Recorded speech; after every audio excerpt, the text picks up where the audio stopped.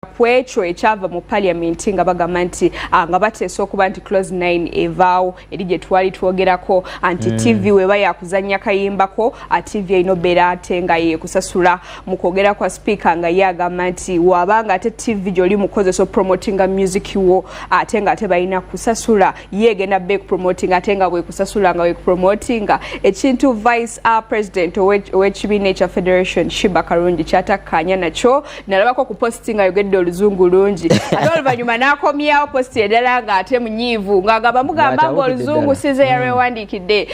oluganda biki oluzungu era si lulimi lwaffe ne ngamba bannange munyiiza nakazadde w'eggwanga omukyala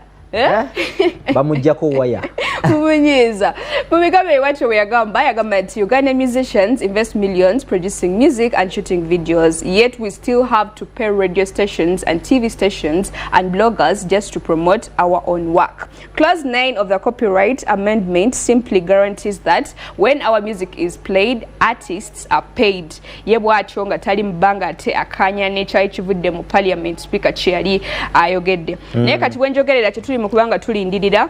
tulindidde olunaku olw'enkya olw'ensonga nti Eddie Kenzo ffenna tukimanyi nti ye mukulembeze w'ekibiina kino ekya Federation ekitwala abayimbi bonna yavuddeyo n'atugamba tulindidde olunaku olw'enkya lwe bagenda obeera nga te abadda mu bbanga boogera nalabyeko ka clip ke ng'akunga abayimbi bonna ng'agamba babeerewo olunaku olw'enkya tulabe ate binawunzika bitya clause 9 yesigalamu clause 9 yevaamu tulinze tulabe enkya clause 9 yekutte wansi ne waggulu nawulirako siri sure ne nawulirako nti already era TV zisasula mu UPRS oba wa zirina we zisasula percentage yavaayo eyo tugireke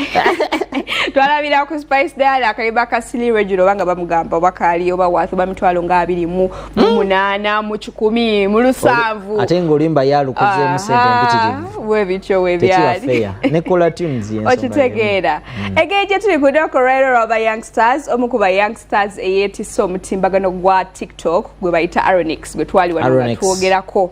abamba mitaka